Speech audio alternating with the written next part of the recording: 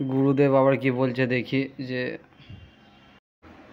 গুরুদেব যেন মোটেই না বুঝতে পারে যে মদ খেয়ে যাচ্ছি বলে। বলো গুরুদেব।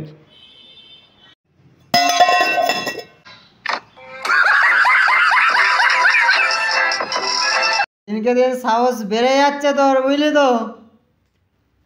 চল না। কি জুড়েছিস তুই? তোকে কি? গুরুদেব হাত জোর করে বলছি, এবারটার মতন ক্ষমা করে দাও। যা যা, উঠ, বেরিয়ে যা, যা বেরিয়ে যা এখান থেকে। যাও, একটা কাজ পেলুম, এটাও আবার ছেড়ে দেওয়া হলো। উফ, বাইরেটা এত গরম না, ঠিক আছে নি একটু এসির হাওয়াটা খাই। উফ, পাপা এখানে শোন তো।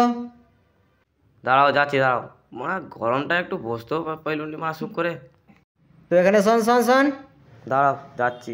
এত রোদ গরমে একটু সুখ করে বসতেও দিলেনি তুমি মানা, কি করছো যে?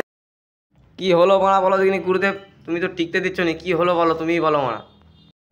আরে লে লে লে, বিড়িটা খা, বুঝলি?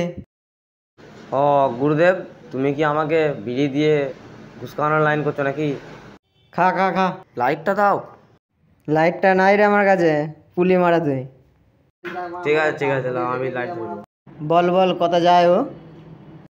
বুঝলে গুরুদেব, আমার মিস্ত্রির যা অবস্থা দেখতে পাচ্ছি, ও মনে হচ্ছে সোনাগাছি থেকে এসছে, বুঝলে গুরুদেব। সে কি রে মারা, ওকে তাহলে তার রাখা যাবে না এখানে?